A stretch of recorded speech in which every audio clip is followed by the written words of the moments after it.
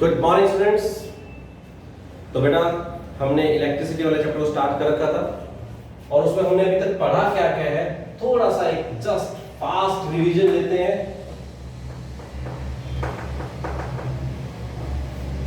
आपने पढ़ा था करंट क्या है, करंट डेंसिटी क्या है, और जब कंडक्टर में जब चार्ज फ्लो करता है तो उसकी ड्रिफ्ट स्पीड क्या है।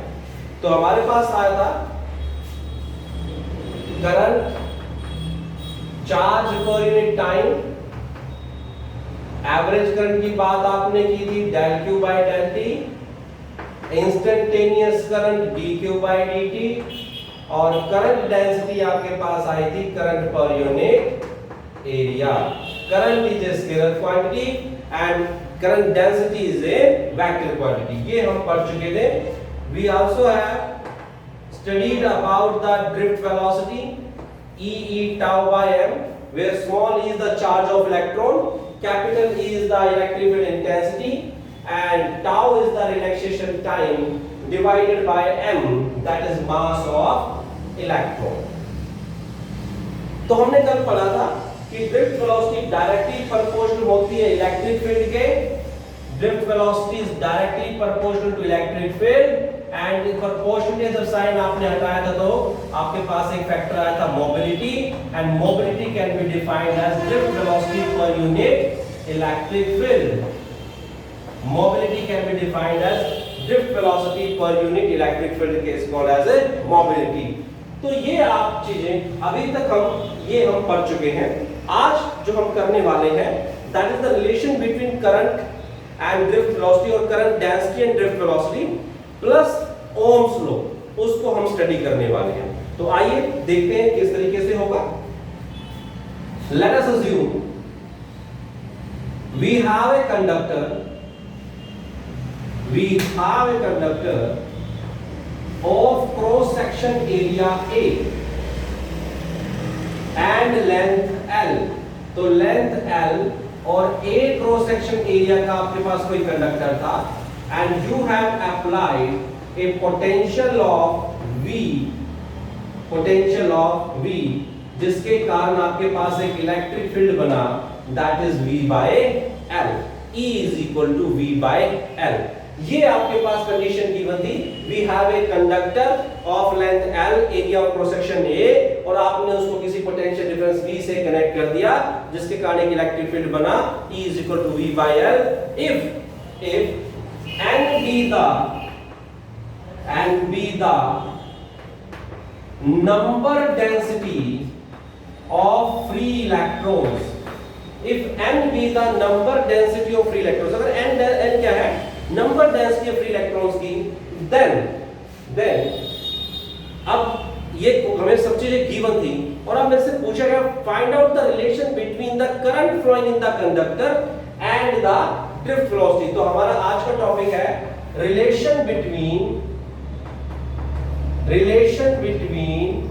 I and VD। तो आइए देखते हैं किस तरीके से करेंगे।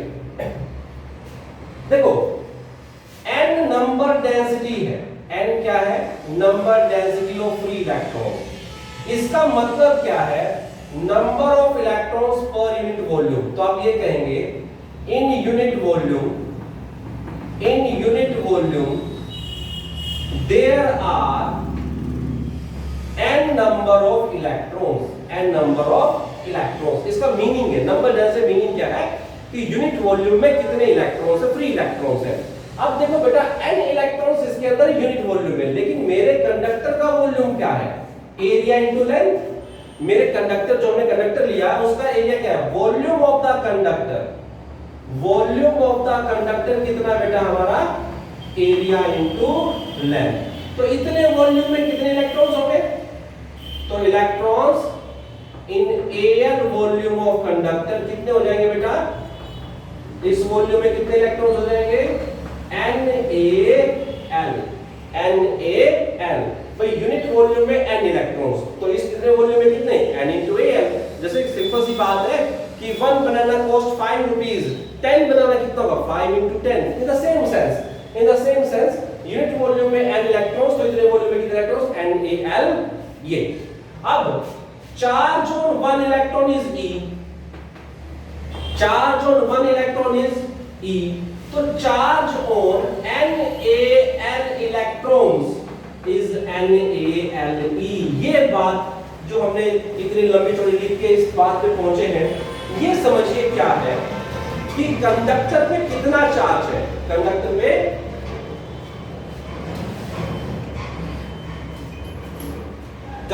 पे कितना चार्ज है वो हमने निकाला भाई, NaLe। कैसे निकाला? Number density into volume, number density of electron into volume into charge of electron. इस तरीके से हमने टोटल चार्ज निकाल दिया कंडक्टर पे। ठीक है भाई, यहां तक मेरे को बात क्लियर हो गई कि total charge on the conductor. मैं इसको रब कर रहा हूं बेटा, अब मैं इसको रब कर रहा हूं, आप स्क्रीनशॉट लेना, स्क्रीनशॉट लीजिए, मैं इसको रब कर रहा हूं, फिर बिल्कुल इस वैल्यू को सीधा लिखूंगा मैं। ओके, देखते हैं। तो आपने देखिए क्या लिखा, आपने लिखा कि total charge on the conductor, तो total charge on the conductor आपने फाइंड आउट किया, कितना आया? NaLe। तो total charge on the conductor is NaLe।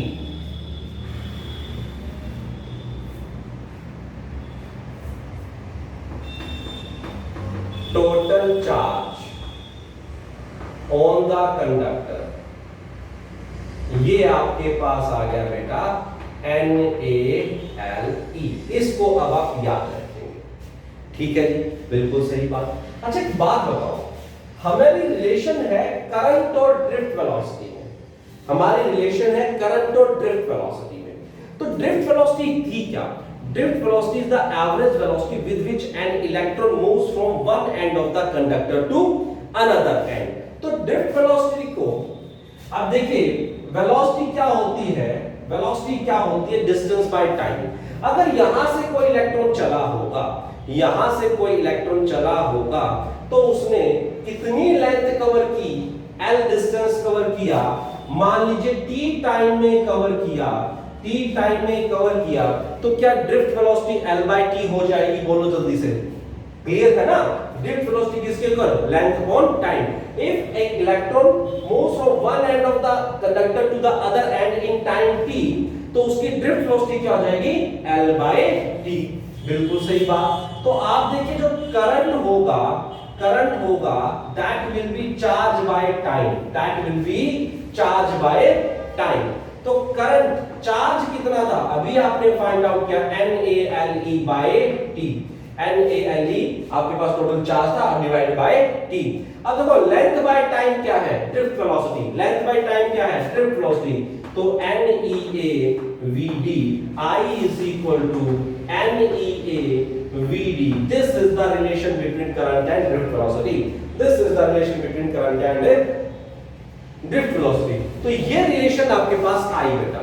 Now अब देखो, हमें करंट और ड्रिफ्ट वेलोसिटी के बीच में रिलेशन आ गई, लेकिन आपको ये भी पता होगा बेटा करंट बाय एरिया, इस A को इधर ले आओ, current by area is the current density.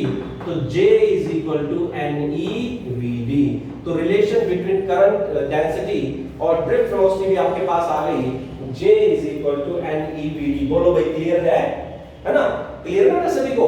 तो J is equal to NeVd। तो this is the relation between current and drift velocity. यहां तक शायद किसी को डाउट नहीं होना चाहिए, यहां तक किसी को डाउट नहीं होना चाहिए। अगर फिर भी कोई डाउट आता है तो प्लीज अपने कमेंट में लिखें और अपने डाउट को क्लियर करें। तो आपने देखा कि if I current is flowing through the conductor, if I current is flowing through the conductor, then the current and the drift velocity of the electron are related with this relation I is equal to NeaVd। I is equal to NeaVd। तो आपके पास दो result और add हो गए आज। आपके पास अभी जो आपके करंट इलेक्ट्रिसिटी वाले चैप्टर में है, दो रिजल्ट और ऐड हो गए हैं। वो कौन से हुए हैं? आइए देखते हैं। तो वो कौन से ऐड हुए? एक आपके पास ऐड हुआ I is equal to NeaVd और करंट डेंसिटी इज NeVd। तो इस तरीके से आपके पास दो रिलेशन और बनी। ये रिलेशंस ना जो आप सीखते जाते हो, उनका जो मैथमेटिकल फॉर्मूला है उसको साइड में डेली लिखा करो। उससे बेनिफिट क्या होगा कि जो फॉर्मूलेज है, जो रिलेशन है कि एक फिजिकल क्वांटिटी दूसरी फिजिकल क्वांटिटी से किस सेंस में रिलेटेड है वो आपको याद रहेगी, आपके माइंड में सेट रहेगी कि कौन सा फैक्टर कांस्टेंट है, कौन सा फैक्टर वैरी कर रहा है, ये फैक्टर किस किस फिजिकल क्वांटिटी में डिपेंड करता है। तो ये रिलेशन जब आप उसको कनेक्ट कर पाओगे एक दूसरे से, तो इसलिए एक बार डेली जितना पढ़ा होता है उसको एक बार साइड में लिख लिया करें। चलिए आगे बढ़ते हैं। अब हम बात करते हैं ओम्स लॉ की। ओम्स लॉ क्या है?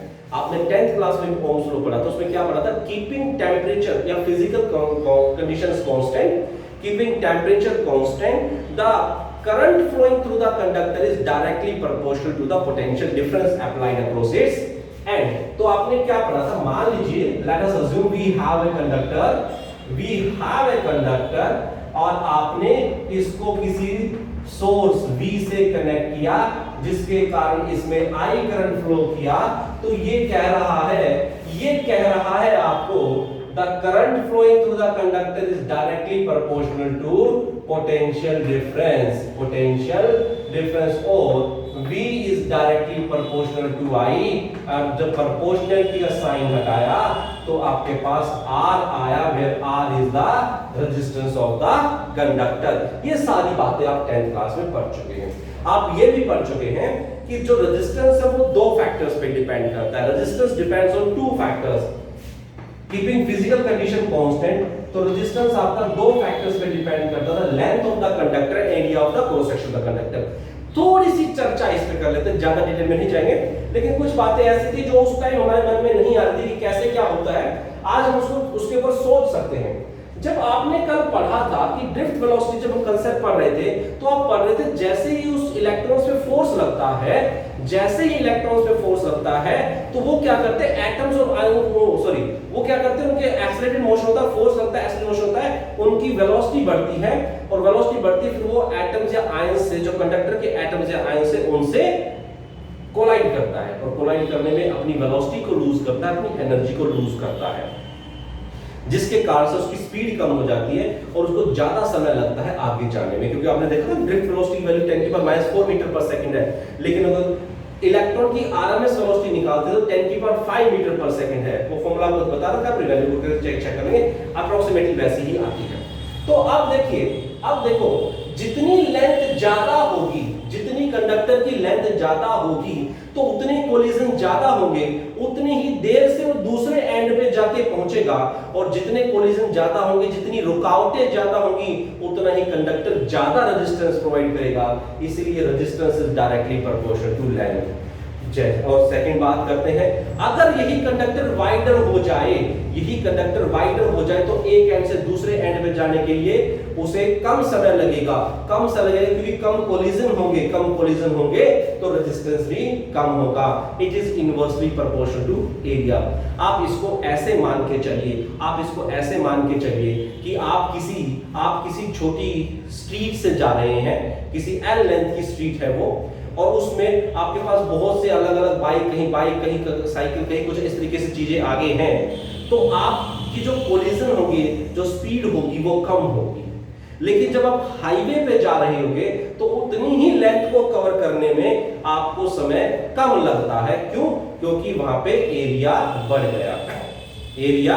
बढ़ गया और जो नंबर डेंसिटी है वो वही हो, तो एरिया बढ़ने से क्या होगा, आपके जो स्पीड है वो बढ़ जाती है आपके व्हीकल की। इन द सेम सेंस ऐसा ही इलेक्ट्रॉन्स के साथ होता है। जब वो अगर किसी स्मॉल एरिया की किसी एल लेंथ पे स्ट्रीट में जाती हैं और कंडक्टर जाते हैं तो ज्यादा कोलिजन होता है, उन्हें ज्यादा टाइम लगता है, तो लेंथ के डायरेक्टली प्रोपोर्शनल हो जाएगा रेजिस्टेंस। लेकिन अगर मैं लेंथ उतनी ही रख लूं और एरिया बढ़ा दूं तो अब कोलिजन कम होंगे। देखो पहले ये एक तरीके से था, इसमें इलेक्ट्रॉन कोलाइड कर रहे थे, अब एरिया बढ़ने से अब इसमें कोलिजन कम होंगे, और कोलिजन कम होंगे तो रेजिस्टेंस कम होगा, और रेजिस्टेंस इनवर्सली प्रोपोर्शनल हो जाएगा बेटा एरिया के। ये सारी बातें आपको 10th क्लास में बताई गई थी। तो आपने ओम्स लॉ पढ़ा। अब सवाल ये आता है सर, अब हम ओम्स लॉ को फिर क्यों पढ़ रहे हैं? तो ओम्स लॉ एक्चुअल में it gives the relation between current and potential difference. Actually Ohm's law gives the relation between current and potential difference. तो अब हम इसलिए पढ़ रहे हैं कि हमने जो ड्रिफ्ट वेलोसिटी कांसेप्ट पढ़ा है, रिलैक्सेशन टाइम का कांसेप्ट पढ़ा है, हम थोड़ा सा और डिटेल में उसे स्टडी करना चाह रहे हैं कि ओम्स लॉ को उन फैक्टर्स के अंदर लेके आए, ड्रिफ्ट वेलोसिटी, रिलैक्सेशन टाइम, उन फैक्टर के अंदर हम उसे लेके आए। तो आइए देखते हैं किस तरीके से होता है। चलिए शुरू करते हैं।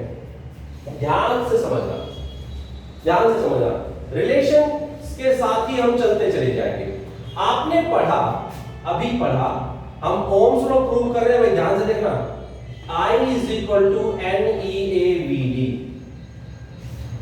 I is equal to NEAVD। Other form of Ohm's law बताऊंगा मैं, अभी पहले सिंपल बना देता हूं, फिर other form of Ohm's law बताऊंगा। तो पहले सिंपल वही वाली बनाएंगे जो हमारे पास थी, उसी को सब स्टडी करते हैं, पहले वही में पहुंचते हैं। तो I is equal to NEA। अच्छा, VD ड्रिफ्ट वेलोसिटी की कुछ रिलेशन थी इलेक्ट्रिक फील्ड के साथ, E टाउ बाय m। तो आपने पढ़ा E टाउ बाय m, ठीक है जी, बहुत अच्छा लगा। और इस तरीके से मेरे पास ये रिलेशन बन गई E tau by m। Now Ohm's law तो मेरे को रिलेशन देता था करंट और पोटेंशियल डिफरेंस के बीच में।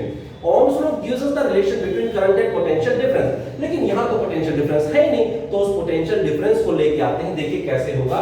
आपने पढ़ा E is equal to V by L, कहीं लिखी है क्या? नहीं लिखी, पहले लिखी थी उसमें। तो E is equal to आपको पता है बेटा V by L होता है, पुट कर दीजिए, क्योंकि L अगर लेंथ ऑफ कंडक्टर है, अगर L लेंथ ऑफ कंडक्टर है तो E is equal to V by L हो जाता है। If A is the area of cross section, L is the length of the conductor, तो जो इलेक्ट्रिक पोटेंशियल डिफरेंस है यहाँ पे इलेक्ट्रिक फील्ड किसके इक्वल हो जाएगा बेटा? V by L के। E is equal to V by L। तो N E square A V by L tau by M। तो यहां से देखो V किसके इक्वल आ जाएगा? ML by N E square A tau into I, ठीक है ना, इसको उधर ले गए। तो V is equal to ML by N E square A tau into I। Compare करो इससे, कंपेयर कीजिए। तो देखिए R is equal to क्या आया? तो R is equal to ML by N E square A tau।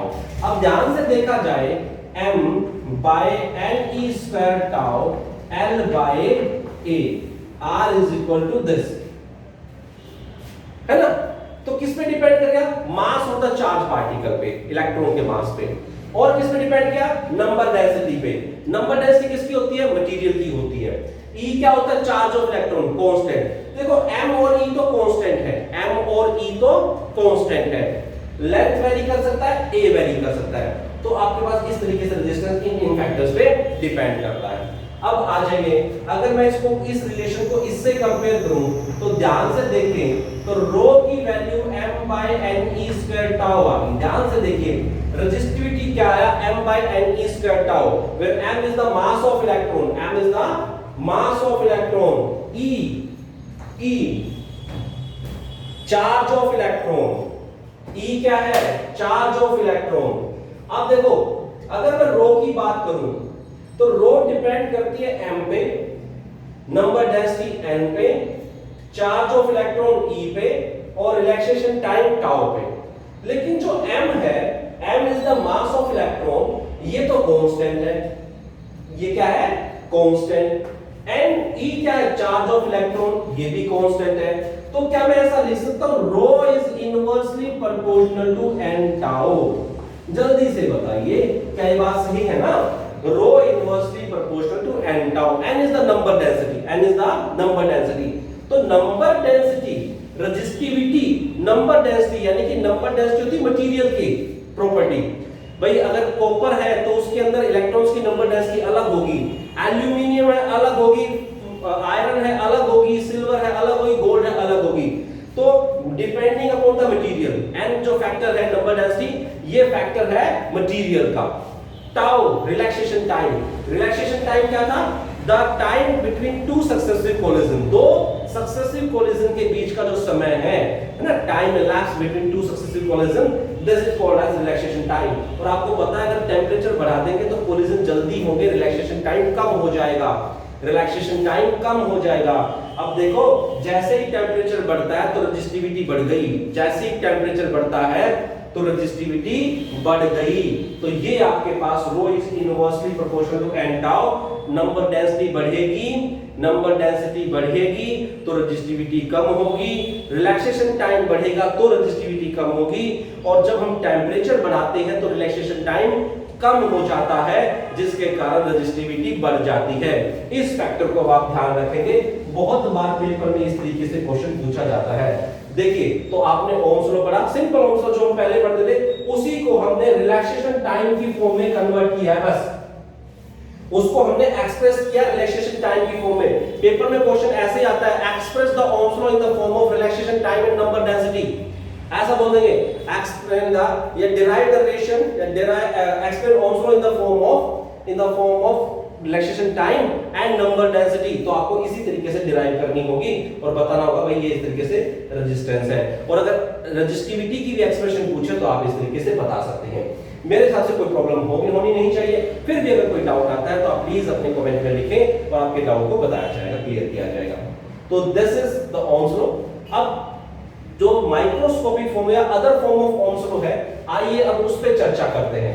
इस क्वेश्चन को 2 से 3 तरीके से पूछता है बेटा, वो इस क्वेश्चन को 2 से 3 तरीके से पूछता है। देखिए, बात करते हैं किस तरीके से मेरे से क्वेश्चन पूछता है। Other form of Ohm's law, microscopic form of Ohm's law, relation between कुछ फिजिकल क्वांटिटीज के बीच की रिलेशन की फॉर्म में उससे पूछ लेता है। तो देखिए कैसे कैसे उस क्वेश्चन को पूछ सकता है। वो मेरे से पूछता है कि microscopic form of Ohm's law बताइए क्या होगी। वो मेरे से क्या कहेगा, give the relation between current density, conductivity and electric field. ये बोल देगा कि give the relation between current density, conductivity and electric field. एक रिलेशन में से इस तरीके से पूछ ली, या इसी को मेरे से पूछ सकता है कि क्या पूछेगा, वो मेरे से पूछेगा कि prove that current density is directly proportional to the electric field applied across the conductor. तो ये 2 से 3 टाइप से मेरे से क्वेश्चन पूछेगा। एक्चुअल में मेरी रिलेशन क्या है, आइए पहले रिलेशन की बात करते हैं, फिर उसको मैं आपको सोल्व कराता हूं। अच्छा, मेरी पहले रिलेशन लिख ले जो हमने अभी पढ़ी है, पहले उन्हें लिख लेते जो अभी हमने पढ़ी है, उनको भी हम अपने इन फॉर्मूलेज में ऐड कर लेते हैं। तो हमने पढ़ा R is equal to ml by ne square a tau और rho is equal to m by ne square tau। ये रिलेशन हमने पढ़ी है। रो इज द रेजिस्टिविटी, और आपको इतना भी पता है बेटा, जो कंडक्टिविटी होती है that is reciprocal of the resistivity and it is equal to ne square tau by m। अब आते हैं अपने क्वेश्चन पे कि give the relation between current density, conductivity and electric field intensity.